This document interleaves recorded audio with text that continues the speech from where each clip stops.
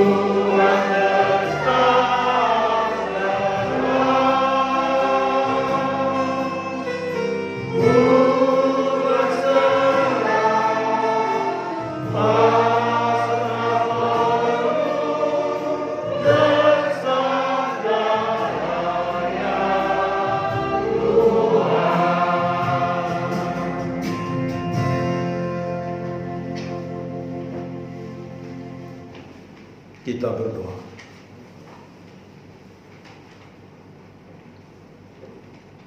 Inilah hati kami yang terbuka seluas-luasnya kepada kebenaran firman Tuhan. Terimalah dan jadikan hati kami yang terbuka ini seperti tanah yang subur dan gembur, yang siap menerima kebenaran firman Tuhan sebagai bibit kehidupan dan pertumbuhan iman percaya kami. Bersabdalah kepada kami dalam tuntunan serta pimpinan Roh Kudus, sehingga tidak ada yang sia-sia datang beribadah kepadamu, tetapi Tuhan membekalinya dengan kebenaran yang memulihkan, kebenaran yang membebaskan, kebenaran yang memberkati, dan kebenaran yang menyelamatkan tubuh jiwa roh kami. Dalam nama Yesus, amin. Pembacaan firman Tuhan dalam ibadah Minggu Raya, Minggu Sengsara kedua pada hari ini didasarkan dalam Kisah Rasul pasal 4. Kisah Rasul pasal 4 ayat 1 sampai ayat 22 yang akan menjadi bahan khotbah untuk kita renungkan di tempat ini. Bila sudah tersedia, katakan amin. Bapak Ibu Saudaraku yang terkasih dalam Tuhan, marilah kita berdiri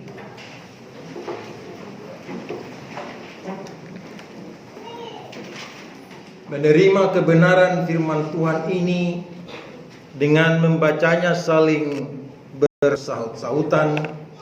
Setiap ayat yang berangka ganjil akan saya bacakan terlebih dahulu, dan setiap ayat yang berangka genap menjadi bagian Bapak Ibu Saudara-saudara untuk dibacakan. Kisah Para Rasul 4 ayat 1 sampai dengan 22. Ketika Petrus dan Yohanes sedang berbicara kepada orang banyak, mereka tiba-tiba didatangi imam-imam dan kepala pengawal bait Allah serta orang-orang Saduki.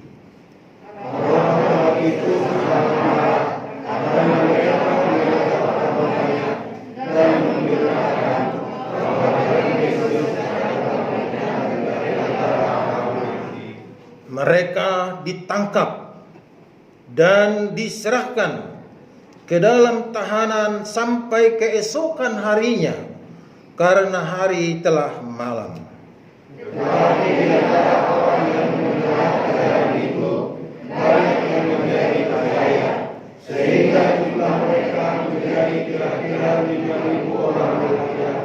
Pada keesokan harinya, pemimpin-pemimpin Yahudi serta tua-tua dan ahli-ahli Taurat mengadakan sidang di Yerusalem.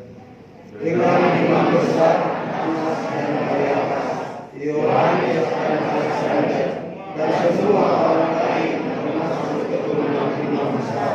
Lalu Petrus dan Yohanes dihadapkan kepada sidang itu dan mulai diperiksa dengan pertanyaan ini. Dengan kuasa manakah atau dalam nama siapakah kamu bertindak demikian itu? Maka jawab Petrus menurut Roh Kudus, hai pemimpin-pemimpin umat dan tua-tua, jika kami sekarang harus diperiksa karena suatu kebajikan kepada seorang sakit dan harus menerangkan dengan kuasa manakah orang itu disembuhkan, maka ketahuilah oleh kamu sekalian dan oleh seluruh umat Israel bahwa dalam nama Yesus Kristus orang Nazaret yang hendak kamu sembuhkan, tetapi yang telah dibangkitkan Allah dari antara orang mati, bahwa oleh karena Yesus itulah orang ini berdiri Yesus adalah batu yang dibuang oleh tukang-tukang bangunan, yaitu kamu sendiri. Namun ia telah menjadi batu penjuru. dan keselamatan tidak ada di dalam siapapun juga selain di dalam Dia. Sebab di bawah kolongan ini tidak ada nama lain yang diberikan kepada manusia yang olehnya kita dapat diselamatkan. Ketika sidang itu melihat keberanian Petrus dan Yohanes dan mengetahui bahwa keduanya orang biasa yang tidak terpelajar, heranlah mereka, dan mereka mengenal keduanya sebagai pengikut Yesus. Tetapi karena mereka melihat orang yang disembunyikan itu berdiri di samping dua rasul itu, mereka tidak dapat mengatakan apa-apa untuk membenarkan. Dan setelah mereka menyuruh rasul-rasul itu meninggalkan ruang sidang, berundinglah mereka. Dan berkata, tinggalkan apa yang harus kita ambil terhadap orang ini, sebab telah nyata kepada semua penduduk Yerusalem bahwa mereka telah mengadakan suatu mujizat yang menolong dan kita tidak dapat menyangkalnya. Tetapi supaya hal itu jangan makin luas tersiar di antara orang banyak, baiklah kita mengancam dan melarang mereka supaya mereka jangan berbicara lagi dengan siapapun di dalam nama itu. Dan setelah keluarga disuruh masuk, mereka diberitakan supaya sama sekali tidak membicarakan atau mengajarkan agama Yesus. Tetapi Petrus dan Yohanes menjawab mereka, silakan kamu putuskan sendiri manakah yang benar di hadapan Allah, taat kepada kamu atau taat kepada Allah. Sebab tidak mungkin bagi kami untuk berkata-kata apa yang kami dengar dan yang telah kami lihat. Mereka semakin keras mengancam rasul-rasul itu, tetapi akhirnya melepaskan mereka juga sebab sidang tidak melihat jalan untuk menghukum mereka karena takut akan orang banyak yang memuliakan nama Allah berhubung dengan apa yang telah terjadi. Sebab orang yang disembunyikan itu sudah diberikan 40 tahun. Demikianlah firman Tuhan. Terpujilah Tuhan Yesus Kristus. Hendaklah firman Tuhan diam dengan segala kekayaannya serta menetap di antara kamu, dan ucaplah syukur kepada Allah. Kita nyanyikan bersama Hosiana. Hosiana, Hosiana,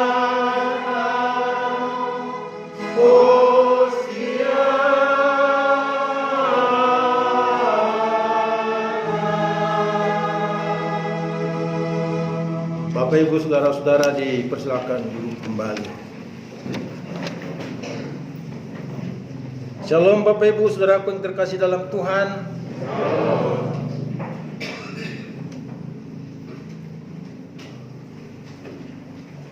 Tidak berlebihan kalau kita memberi aplaus dulu kepada anak-anak SMA 2 dan SMA 4 yang ambil bagian dalam ibadah kita hari ini. Bulan Desember yang lalu mereka sudah melakukan Natal di sini, tapi kapasitas kita terlalu sempit dan sangat berdesak-desakan saat itu.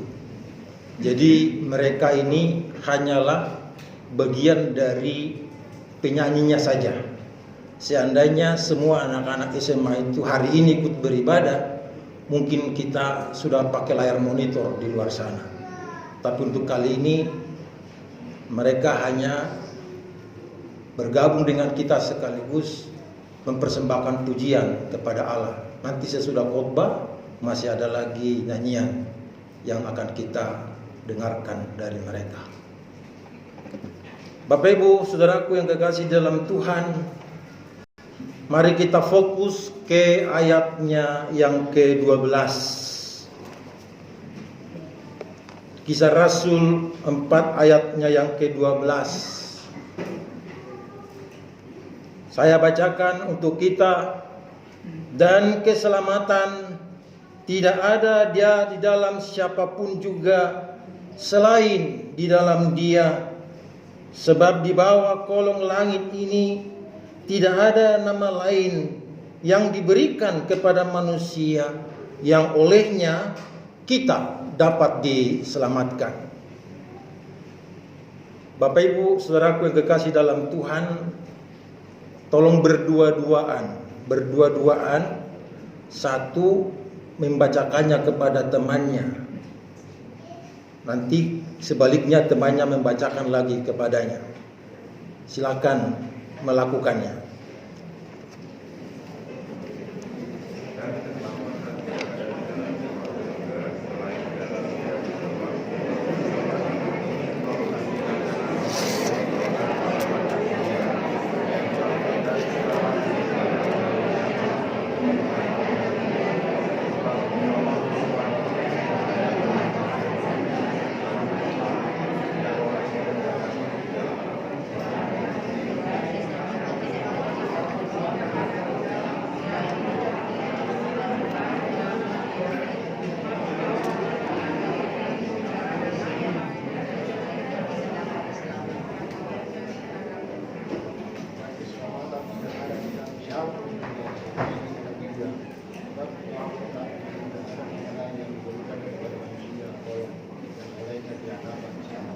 Terima kasih Bapak Ibu.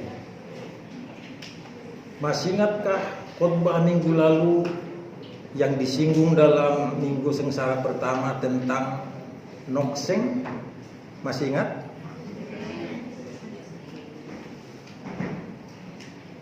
Kisah Rasul 4 ayat 12 ini ditulis di abad pertama. Di abad pertama. Lalu di abad 18 Noksen, orang India yang tinggal di wilayah Assam, menghidupi ayat ini. Setelah dia hidupi ayat ini, dia sampaikan ke orang lain. Orang lain keberatan mendengarnya. Lalu melaporkan Nokseng kepada pengambil keputusan, yaitu kepala desa. Lalu mereka ditangkap. Nokseng ditangkap, istrinya ditangkap, kedua anaknya juga ditangkap. Lalu kepala desa mengatakan, bila kamu tetap mengatakan ayat ini, yaitu dan keselamatan tidak ada di dalam siapapun juga selain di dalam Dia, sebab di bawah kolong langit ini tidak ada nama lain yang diberikan kepada manusia yang olehnya kita diselamatkan. Kepala desa meminta pertanggungjawaban. Lalu muncullah jawaban Nokseng. I have decided to follow Jesus. I have decided to follow Jesus. I have decided to follow Jesus. No turning back, no turning back. Tahu nggak terjemahannya bahasa Babelan? Mengikut Yesus, keputusanku. Mengikut Yesus, keputusanku. Mengikut Yesus, keputusanku. Ku tak ingkar, ku tak ingkar. Coba kita nyanyikan versi bahasa Babelan. 1, 2, 3. Mengikut Yesus, keputusanku. Mengikut Yesus, keputusanku. Mengikut Yesus, keputusanku. Ku tak ingkar, ku tak ingkar. Apa yang terjadi Bapak Ibu? Tamatlah riwayat Nokseng. Satu keluarga dibantai. Tetapi Tuhan menjadikan darah mereka menjadi benih yang menghidupkan. Sehingga di Kelurahan Magalaya, India Utara, beberapa tahun kemudian, mulai dari kepala desa yang membantai Nokseng sampai dengan masyarakatnya, mereka 90% mengikuti Tuhan. Bapak Ibu Saudaraku yang kekasih dalam Tuhan, ketika ayat 12 diperdengarkan oleh Petrus dan Yohanes, tempatnya bukan di gereja. Tempatnya bukan di alam terbuka, tapi tempatnya di dalam sebuah sidang di Yerusalem.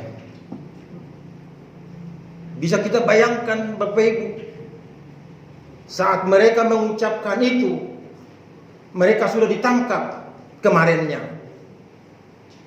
Habis ditangkap, mereka ditahan.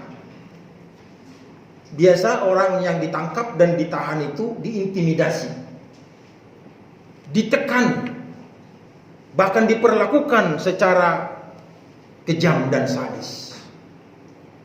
Tapi besoknya di sidang di kota Yerusalem, para pemimpin-pemimpin yang menyidang itu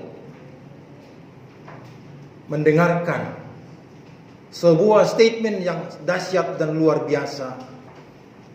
Keselamatan tidak ada di dalam siapapun selain di dalam Dia. Sebab di bawah kolong langit tidak ada nama yang diberikan kepada manusia yang olehnya manusia itu sendiri diselamatkan. Dalam kondisi sangat menegangkan.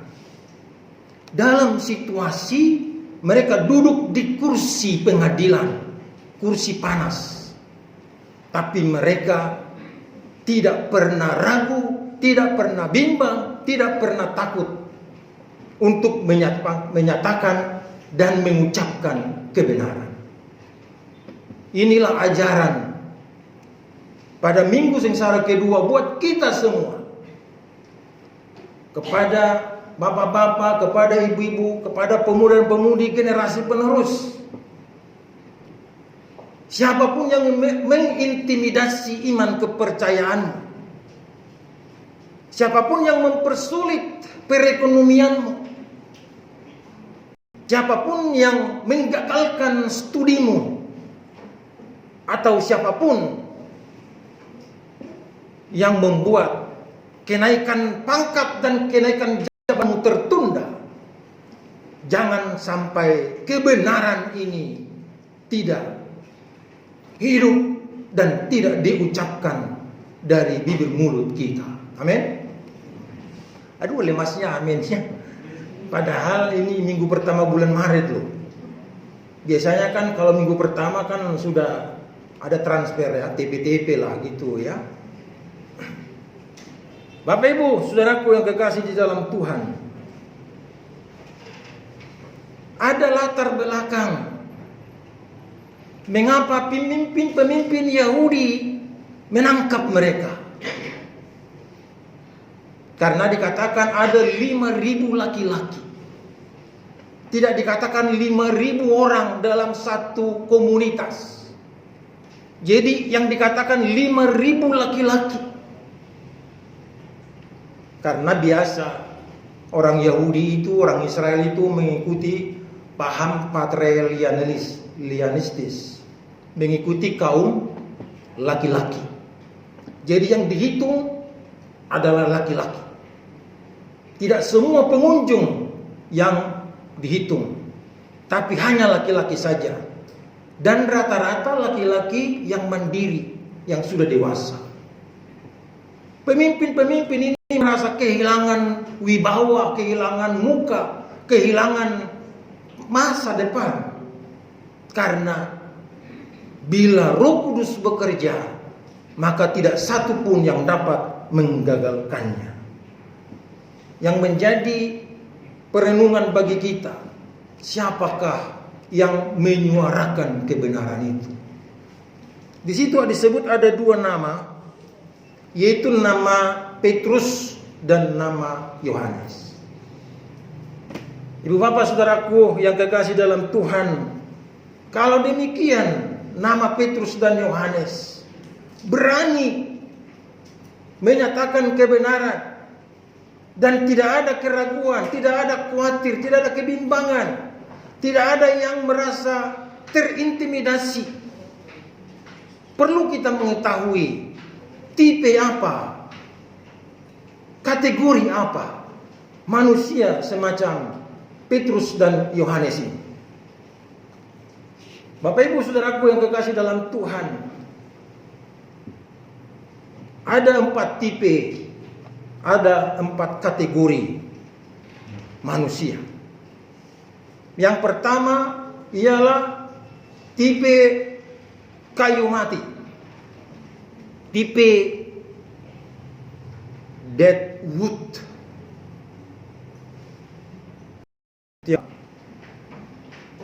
Kayu mati itu pasti tidak berdaun,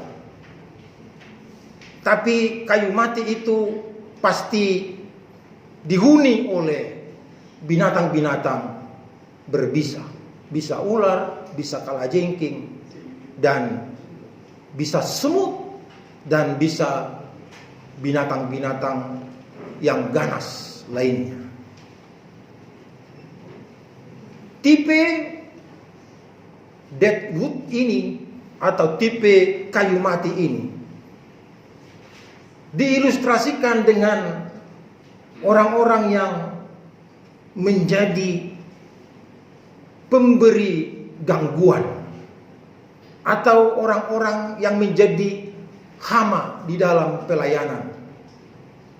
gangguan di dalam kehidupan rumah tangga, gangguan di dalam pekerjaan, hubungan kantor, dan aktivitas-aktivitas yang lain. Tipe Deadwood ini ada di mana-mana. Dan bila kita bertemu dengan mereka, mereka lah yang menjadi orang yang senang menjatuhkan orang lain, yang menyingkirkan orang lain, orang yang tidak mau menghargai kemampuan dan kesanggupan orang lain. Itu tipe yang pertama. Tipe yang kedua adalah tipe question mark. Question itu bertanya. Tipe ini adalah orang yang sebenarnya mampu melakukan, tetapi mereka enggan mengerjakan. Karena kerjanya cuma bertanya, cuma interupsi, cuma memberikan penyanggahan-penyanggahan terhadap kebenaran-kebenaran. Dan itu terjadi dalam bacaan kita, yaitu pemimpin-pemimpin Yahudi, ahli-ahli Taurat dan orang-orang Saduki. Itu adalah tipe atau kategori manusia question mark. Jadi kalau ada kaus oblong yang menuliskan bentuk pertanyaan question mark itu, hati-hati dengan menggunakan pakaian itu. Jangan-jangan dia itu yang adalah orang yang terombang-ambing, yang tidak jelas juntrungannya, karena selalu bertanya dan bertanya. Nanti kalau bertanya terus, nyampenya kapan? Tipe yang ketiga yaitu tipe uniform. Tipe yang mengutamakan keseragaman dalam bentuk pakaian, dalam bentuk komando, sehingga kalau tidak ada komando, dia tidak akan bergerak. Kalau tidak ada seragam, dia tidak mau hidup di dalam komunitas atau di dalam lingkungan. Tipe uniform ini adalah tipe mau belajar, tapi kalau rame-rame, mau bergerak, tapi tidak mau sendiri. Makanya kalau kita lihat demo-demo itu, demo kan rame-rame. Apabila dikasih nasi bungkus, udah jadilah itu. Apalagi ditambah 100.000 atau 150.000, diajak pasti maulah itu. Meninggalkan aktivitasnya pun mau itu. Jadi Bapak Ibu Saudaraku yang kekasih dalam Tuhan, tipe uniform ini ada di dalam kehidupan kita, di dalam lingkungan berbangsa dan bernegara kita. Dan mereka bila dikatakan takbir gitu, diserang ya, kan begitu ya. Nah, saudaraku yang kekasih dalam Tuhan, mereka ini adalah orang-orang yang tidak mau mandiri sebenarnya. Orang-orang yang tidak mau berdikari, berdiri di atas kaki sendiri. Artinya orang-orang yang tidak memiliki substansi kehidupan yang mendasari pola berpikirnya, pola bertindaknya, pola kehidupannya secara keseluruhan. Lalu kita masuk kepada tipe yang terakhir. Petrus dan Yohanes bukanlah tipe Deadwood, bukan juga tipe question mark, bukan juga tipe uniform. Petrus dan Yohanes ialah tipe star, tipe bintang. Kita pernah membaca di Lukas 5 bahwa Petrus itu adalah tipe bintang. Dia sudah lelah bekerja nangkap ikan semalaman, tapi begitu diperintahkan oleh Yesus, dia melakukannya. Jadi tipe bintang itu walau jauh tinggi di langit, tapi tetap memberi sinar terang ke bawah. Dan ini juga dapat dipahami di dalam kehidupan orang beriman, bahwa setiap orang yang bertipe star, bertipe bintang, dia tidak pengecut, dia tidak penakut, Dia tidak orang yang bimbang, dia tidak orang yang ragu. Dia mengerti apa yang sudah dipilih di dalam hidupnya, apa yang sudah menjadi trackmate di dalam perjalanan kehidupannya. Bahkan orang yang bertipe bintang adalah orang yang selalu hidupnya menyuarakan kebenaran. Lihatlah tema khotbah kita. Kita baca bersama-sama. 1, 2, 3.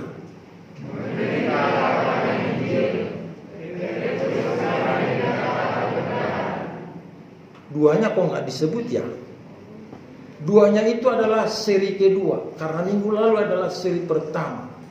Artinya begini Bapak Ibu, orang yang di seri pertama itu adalah Nokseng yang mempertahankan Injil. Orang yang menghidupi Injil, siap menanggung apapun risikonya. Walaupun mereka terbunuh dan dibantai. Yang terjadi di sana bukanlah akhir, tapi awal dari kelurahan Magalaya yang ada di India Utara itu. 90% menjadi orang Kristen, pengikut Kristus. Dan akibat itulah maka dunia heboh dan bergoncang.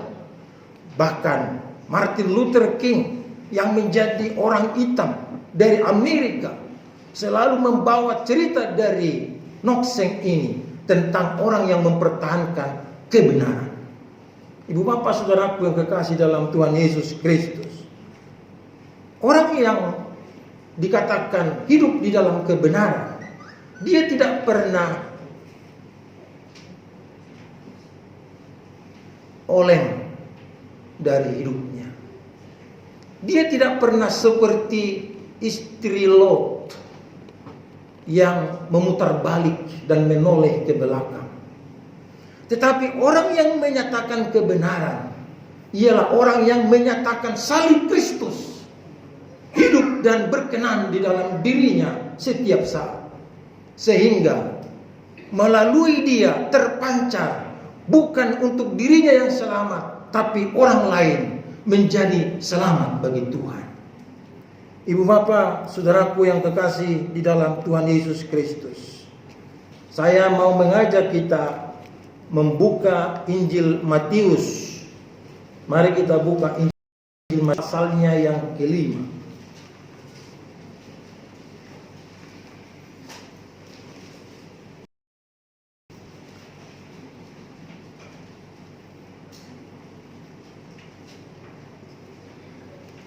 Matius pasal 5 ayatnya yang ke-48 dikatakan begini. Karena itu haruslah kamu sempurna sama seperti Bapamu yang di surga adalah sempurna. Menjadi tipe bintang, tipe star adalah orang yang selalu menyempurnakan kebenaran yang diterima dan dihayati dari Tuhan dan dipancar luaskan melalui kesaksian. Hari ini Bapak Ibu Saudara-saudara tinggal memilih. Bila selama ini hidup kita kategori atau tipe kayu mati, berubahlah. Tinggalkan sifat-sifat yang menjadi hama, menjadi pengganggu bagi orang lain. Bila hari ini saudara-saudara memiliki tipe atau kategori question mark, tinggalkanlah. Karena orang-orang yang suka menunda-nunda, orang-orang yang suka santai-santai, orang-orang yang selalu bertanya-tanya, pasti tidak akan sampai kepada tujuan karena selalu bertanya. Yang ketiga, apakah saudara tipe atau kategori uniform? Kalau seragam, kalau secara sama-sama baru berbuat, sehingga tidak pernah menjadi seorang yang mandiri dan berdikari di dalam hidup. Saudara-saudara, tipe yang terakhir adalah tipe star, tipe bintang. Saya berdoa untuk saudara pilih Dan semua tipe-tipe yang lain saudara-saudara tinggalkan. Karena itulah yang sempurna di hadapan Bapa di surga. Mari kita mengatakan, saya memilih dengan tipe star. 1, 2, 3. Saya memilih dengan tipe star. Tuhan memberkati firman-Nya. Amin. Kita bernyanyi dari Kidung Kisah 440 baitnya yang pertama.